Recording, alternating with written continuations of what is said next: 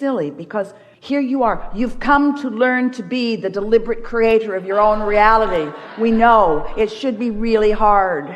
It should be hard. There should be long lists of things to do in order to do it. I should be able to get my mind, my weak and limpy mind that's always focused in the wrong place. I should be able to wrestle it with the ground and make it focus upon things that are meaningful to me. And we say, no, that isn't it. That isn't it. All you got to do is find something that's soft and feels good to you. For a while, Esther just focused on her pillow. Just appreciation. My bed. Just find something. Find something. But in doing so, before you're going to be willing to do that, we have to convince you that that's the work to be done. Because you're so used to jumping through the hoops and trying so hard and being measured against others and getting it all right. And you've heard all of the stuff about right and wrong and the pros and cons of things. And your very worthiness and beingness is in question in your mind so much of the time. And we say, where do you get this stuff? You are the leading edge, and source energy is adoring you and flowing to you and offering you everything that you could possibly want or need in every moment. And all you got to do is just soften yourself enough to be the receiver of it, you see. Which means you just have to find a soft thought. You just have to stop beating up on yourself for a minute. Just stop feeling critical of what you're not getting done and using what you used to get done successfully. Stop using it as a club to beat yourself over the head about what you're not getting done. It's like saying, oh, I was so thin. I used to be so thin. I used to be so thin and not now. Don't use past successes to torment yourself now. Don't use anything to torment yourself. Use everything and anything that you can think of to soothe yourself. Tell the story the way it feels best to you. I'm a good person. I was born as a good person, and I remained a good person. And I'm loved. I'm worthy, and Source adores me, and Source is flowing to me, and I'm figuring this out, and I don't have to figure it out all at once, and things are all right. And it's getting better all the time, and it's just a matter of the way I feel.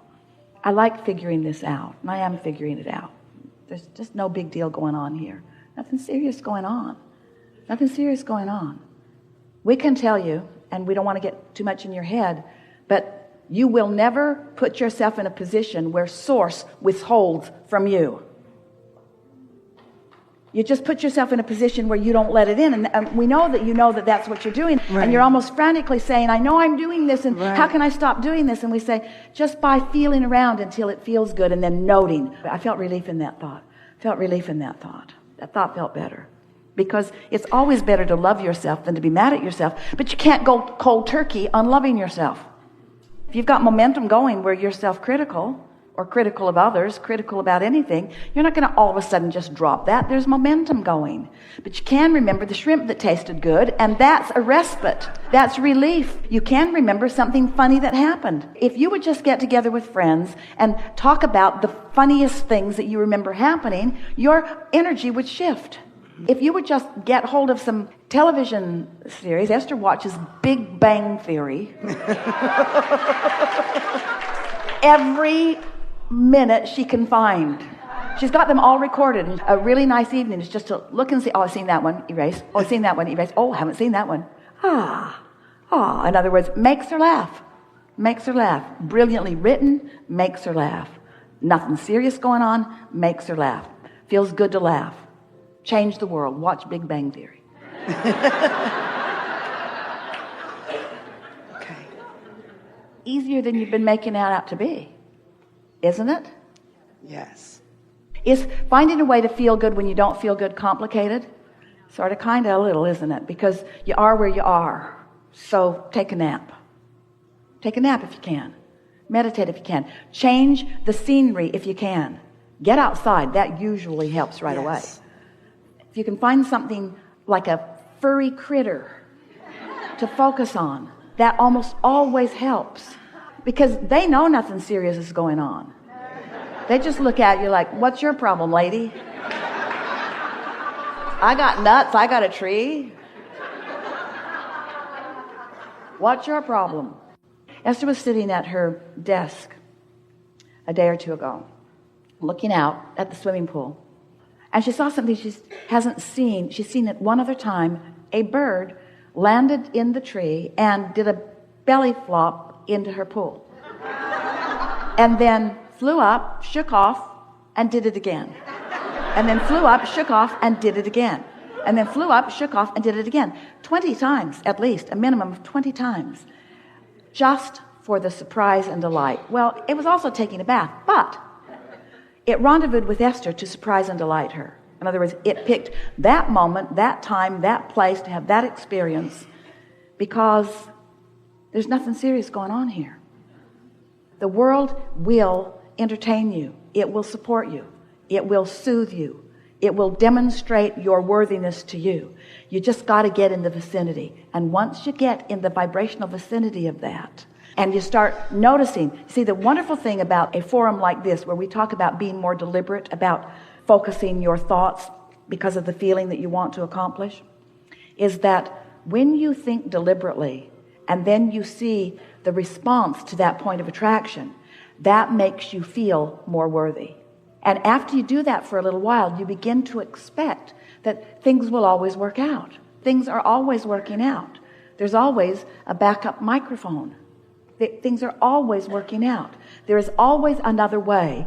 Right now, right here, right where you are, to get you to where you want to be. There's always another way. But that path is not even available to you unless you are in a place of loving self. You got to be in that place, you see. So, yeah, it works out. It eventually works out for you, you stubborn buggers. It eventually works out for you because you get it a little and things work out, and you get a little more in alignment and things work out, and you get a little more in alignment and things work out. And after enough things have worked out, you start feeling, oh, I'm getting this. Right. But we would like you to realize that you could shorten the time between them not working out and them working out just by understanding that it's an emotional accomplishment that you have the ability of achieving much more directly than you think. If your kids are driving you crazy, don't stand there and try to talk them into some behavior that's going to make you feel better. That's going about it in the wrong way. And don't abandon them either. That feels like the right option, but it really isn't. Just don't try to make it happen right now. If you can, remember how much you love them, or think about them when they were asleep. That's soothing. But get off any subject that's aggravating you. And this seems counterintuitive to the way you've been trained, because the way you've been trained by other humans is buck up, get it done. I don't care how you feel. The world doesn't revolve around you. And that's not right. The world does revolve around you. Your world revolves around your emotional state. So you got to do anything and everything that you can think of doing to improve your emotional state. And if that means no holds barred, look for a way to feel better now and better now and better now and better now, till you just get the hang of that, you see. And then we're not guiding you toward non-thought. We're not guiding you toward inactivity. What we're guiding you toward is alignment first, resistance out of the way, momentum in your aligned state, which will inspire all kinds of thoughts and relationships and behaviors and activities, but all inspired, you see. So for a while we're saying get into the vortex, and then now we're saying create your vibrational atmosphere by caring about how you feel and by finding thoughts that feel good. Just see yourself, your dominant work. If you were to leave this room with one word that you were going to empower yourself with, that you were going to use to make your world better right now, starting right now, and the word that you were going to use to help every other person that's coming to you for any kind of thing that they need, the words, I am a soother. I'm a soother. I soothe. I make the best of it. I look for the positive aspects, but don't get too carried away with that. Just soothe. Soothe yourself first, you see. Okay. Soothe yourself first. And you're not soothing yourself in that comparative state. Oh, it used to be better and now I don't know what I'm doing. That's not soothing. That's deliberately aggravating. That's poking at yourself with a hot poker. That's making it worse almost on purpose. That's the way your employer treats you. Prod, prod, prod, prod, motivate, motivate, motivate, motivate. What can I do to make you do the work that you're supposed to do? I can threaten you with termination. What can I do to motivate you? Well, motivation is the antithesis of inspiration. Inspiration is calling you forward, you see. So you just got to hook up to that somehow, which means you got to be really nice to you. You got to be really nice to you. and really nice to others, which means you can't beat up on yourself about one thing, which means there's a lot of things you can't think about. Oh, yeah. There's a lot of things that are just kind of off limits because you've decided to soothe yourself. So for a while, just won't think about that. Things come into your mind and you feel the aggravation of it. Just say to yourself, later, Gator. I'll consider this later.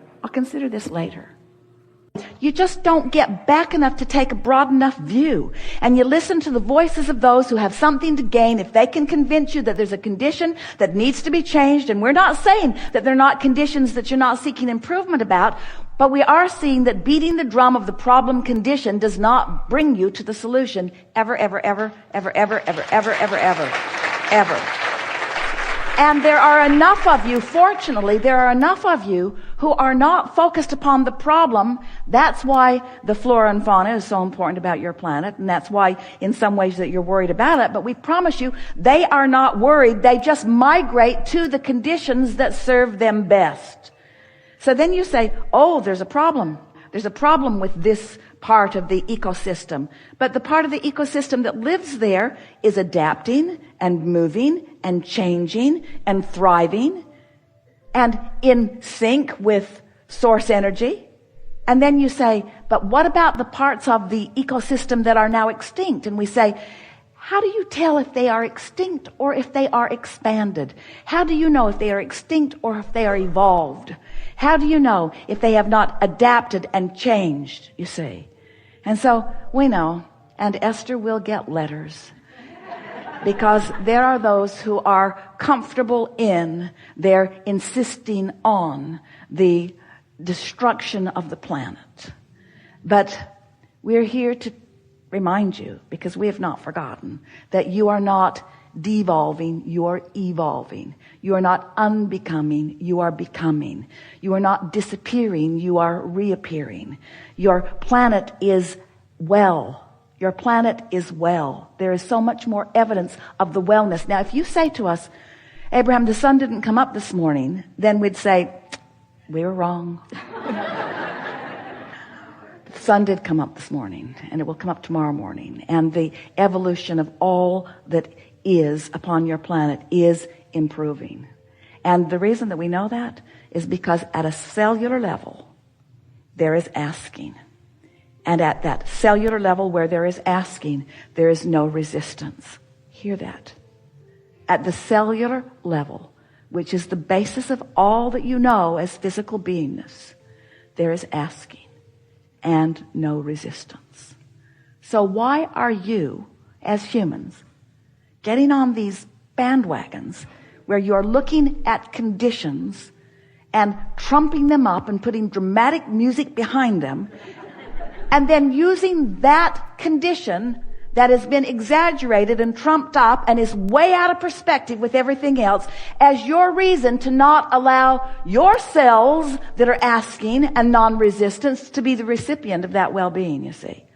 And that's why we say, if all of the humans banded together and watched videos that made you doubt your well-being, you still collectively would not be enough to cause destruction of this planet, because you are not the major vibration of this planet. The major vibration of this planet is happening on a cellular level, on a microscopic level, on an animal level, on a vegetable level, on a plant level, on a source energy level, you see. No matter how bad you decide you're going to feel today, you cannot mess it up for the rest of us.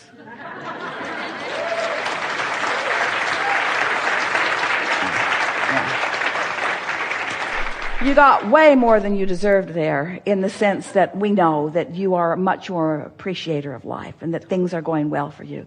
And we know that you have these issues and that it is your appreciation of this planet that feels so precious to you that even makes you go to those places at all. But when something feels precious, except just a little bit, you're assigning to it vulnerability. And you can't assign vulnerability to your planet and ever be in sync with the source within you. Do you know how much has gone into this planet spinning in its orbit in perfect proximity to other planets? Do you even have any understanding of the well-being that's happening around here? It's time to focus on that, friends. Yeah. We have enjoyed this interaction more than words can convey. It is delightful to come together with those like you who are exploring and considering and concluding and aligning.